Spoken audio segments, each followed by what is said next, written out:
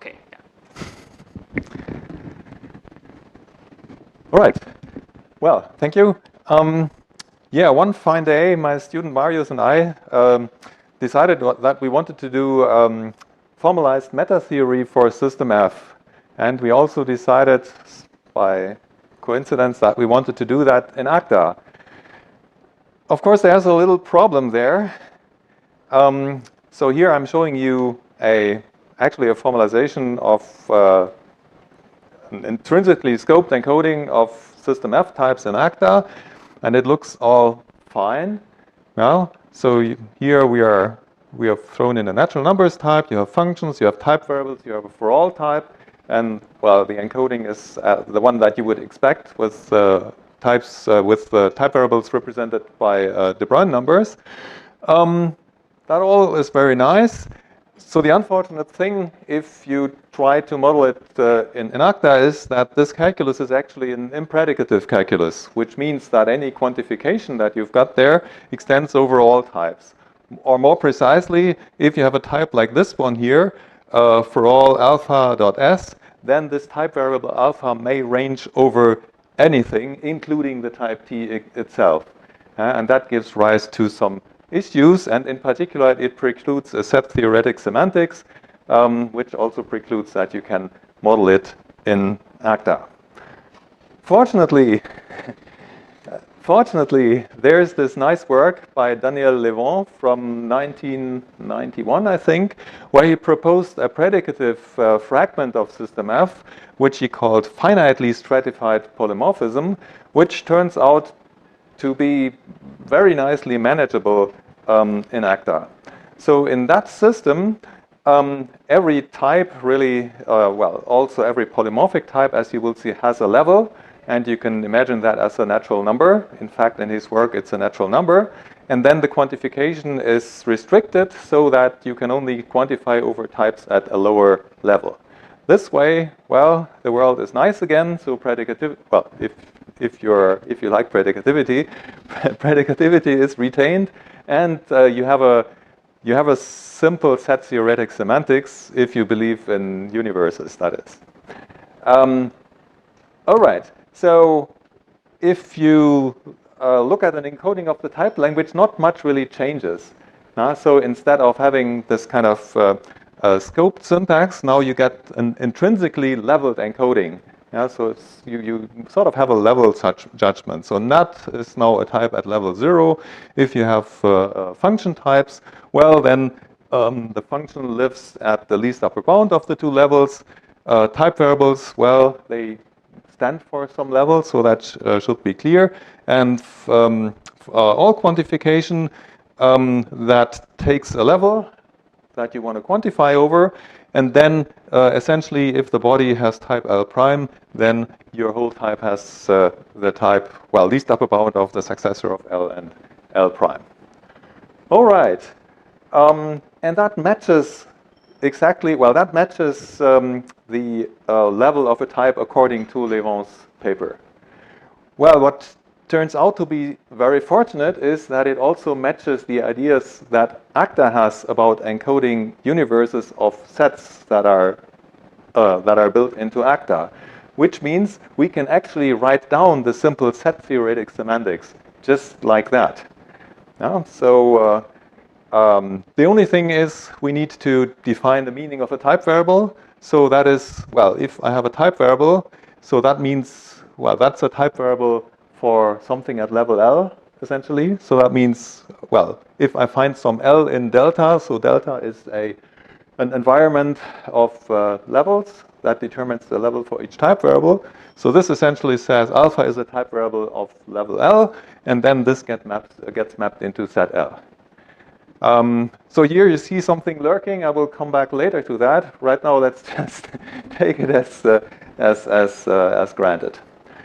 If you have that definition, now the meaning of a type is just what you would write down on paper, more or less. So the encoding of nat is the natural numbers. The encoding of the function type is the function type.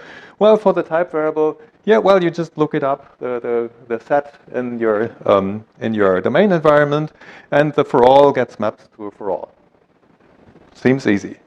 Now, it actually took us a week to get to this simple way of writing it, because the trick is that it works only because we are already using level in here in the typing judgment. Yeah, so first we made the mistake of using natural numbers, and then this looks super ugly because you always need to convert between levels and numbers and whatnot, and things get messed up in the way that it's not really palatable to work with it. Yeah, so that was already a nice insight. All right, so now we have the set theoretic semantics. Now we might want to press on.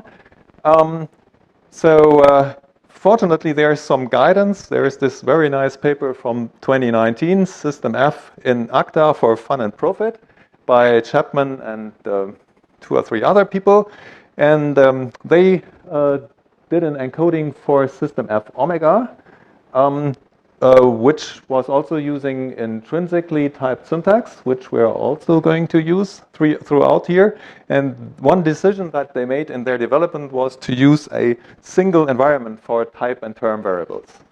So you might do different things, but that's essentially what we're doing. So the first one here, well, empty environment, here you have a type binding that like you would expect. And here you have essentially a level binding that extends the type variables that are currently in scope here. But essentially the structure is the same as in Chapman and Euler. And that means also your variable pointers are not just numbers like here and there. I think they use 0 and successor, but you also have to somehow step over your type abstractions as they get in the way. And the annoying thing is that here you're not getting the type back, but you get the weakened version of the type, so that also causes some headaches in the appropriate places. But once you've got that in place, then you can write down the intrinsically typed expressions very nicely. I left out the part that just deals with the simply typed lambda calculus. You can find that. Well, so if we actually uploaded the paper, you could find that there. Yeah, but here you essentially see for the big lambda, you extend, you take a level as parameter, you extend the domain environment with a level and get a type, and then you just close it with the for all. And here you have type application. And the annoying thing here is that the type here is actually substituting the type argument for the type parameter as you would expect. Yeah, and here if you parameterize over level L, and here the argument in the type application needs to live as level L. Yeah, so that just fits in nicely. All right. I think and now we're actually in place to just write down the set theoretic semantics. And as you can see, it's almost clean. So the first part here, this is just the simply typed lambda calculus. It looks exactly as you would expect. I think everyone who has played with Agda has seen that. So these parts are the new parts. So the big lambda is also pleasing. Yeah, so here we are now abstracting over some D at sort set of L, and we can just extend the environment, and that just works very nicely. And here you see the point where things get a bit more nasty, because in order to deal with the with this type application, you cannot easily simply match up the type that is expected at that point with the type that you get out by just type checking this expression here. Yeah, I'll save you the details, but essentially you have to show that the single expression substitution preserves the meaning that we assigned to types. Yeah, so you somehow have to take the meaning of the type argument and stuff it into the domain environment that keeps track of the values of the type variables, so to speak. Yeah, so it's a typical fusion lemma between two maps, essentially. Right, and this is the variable environment that you have to deal with. So essentially, you take the name of a variable and map that into a value of the type of the variable interpreted in the environment that is currently in force. So that works out really nicely. Okay, now Now let's come back to these set omegas that we saw in a couple of places. So set omega is a sort that has been introduced to Agda because we would also like to speak about types that abstract over levels. In Agda, you can do a level abstraction. You can say for all levels L, something blah blah blah, a set of at level L. But these definitions, these functions that are level polymorphic, they also have to live somewhere, and you can't put them in any set L for a specific L. Yeah, so set omega has been introduced, where omega is kind of the first limit ordinal, and well, that you could say, okay, that's a fact given in life. But the annoying thing is that some proofs that show up actually argue about equality at that sort. For example, the single subs preserves that you saw used on the previous slide. Yeah, so essentially this eta here, the variable environment, it's one of those guys, and it also lives in set omega. Yeah, and I said before, yeah, so you need to argue about, well, you have eta and then you extend it and you have to prove some equality about it, which means you need an equality at this level set omega.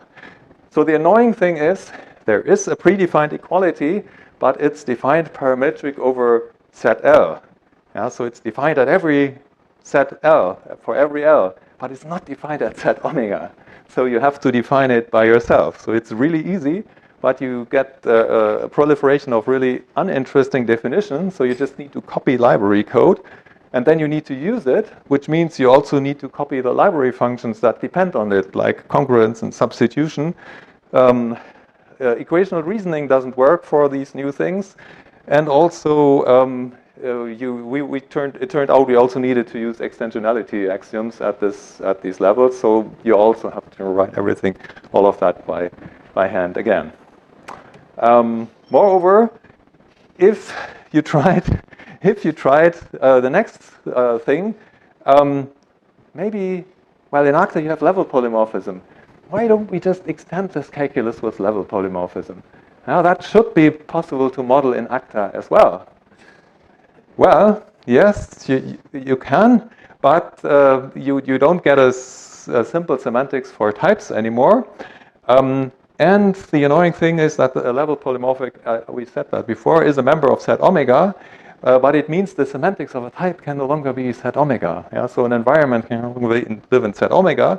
Well, Agda has a way for that. Yeah? So there is the sort set omega 1, which allows you to quantify over things of set omega. So in that you can model it, but you cannot index types by levels anymore. Yeah, but that means if you want to reason at set omega 1, you need more equalities, more lemmas, which are just copies of things that you've had, and so on. Yeah, more extensionality. So the wish to the Agda maintainers would be, can't we get some more powerful levels here? Yeah, so actually Levon's 1989 paper, I showed you the 91 paper. There's a paper 2 years before which was called just stratified polymorphism, where he proposes sort of universes with index by ordinals. Well, only up to, I think, omega to the omega, but that seems to be enough. That seems to be a useful subset. Well, I mean, you can't have all levels. That is kind of clearly impossible. There's also recent work in the types 22 proceedings by Besam-Cocon and Dubier and Descardo that might provide some way around that. All right, and I think now I've worked enough on your patience. So the one nice thing that just fell out for free, actually we realized that like 2 weeks ago, all the results that we have here for stratified system F, they apply directly for subsystems, I mean trivial subsystems like ML. Yeah, my students just changed a few lines, restricted the types, and then all the lemmas just go through and you have a soundness proof for ML, more or less. So what do we have as well? Intrinsically typed small step and big step semantics. That's reasonably easy, and you could do that just the same way for full system F. Yeah, stratification doesn't matter here. But then we looked at soundness with respect to the denotational semantics of the operational semantics. So there you need the stratification because otherwise there's no denotational semantics that you can deal with. And the project that we're currently working on is building logical relations and adequacy. And for that you definitely need stratification. So if you have that, then the logical relation can be defined nicely.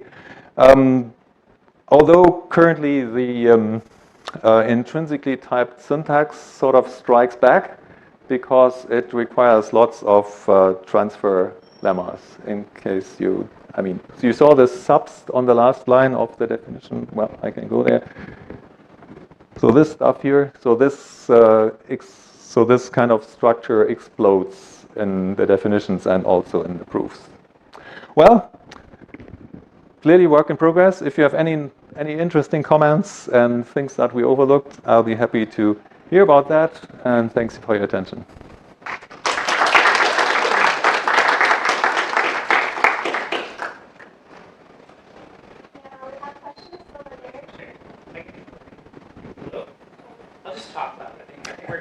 I think it should be recorded somehow. 1, 2, 3. All right. So this was awesome. We have a paper on Wednesday. Like it was just crazy watching this, where we do a very similar development for the same reason, which was we wanted to do something in Agda. Oh crap, we need levels.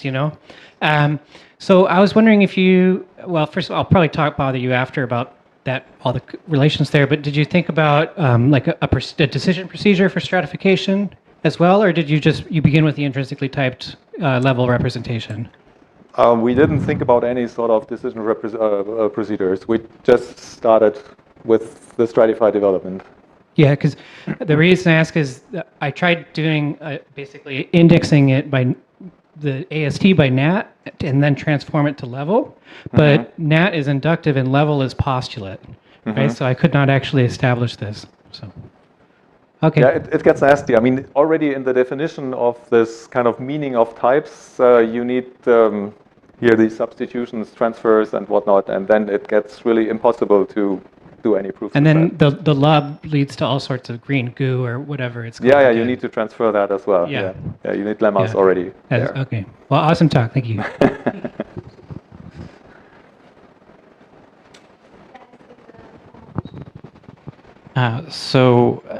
So in the substitution lemma, you've got extensionality in there, right? I've got that. You use an extensionality axiom to get this proof. We are using this dependent extensionality in one proof. I'm not sure if it's this one, but it gets used at some point. Yeah. Okay. So you can't actually compute. It gets stuck.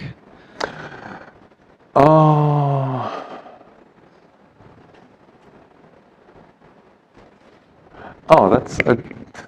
that's a good question.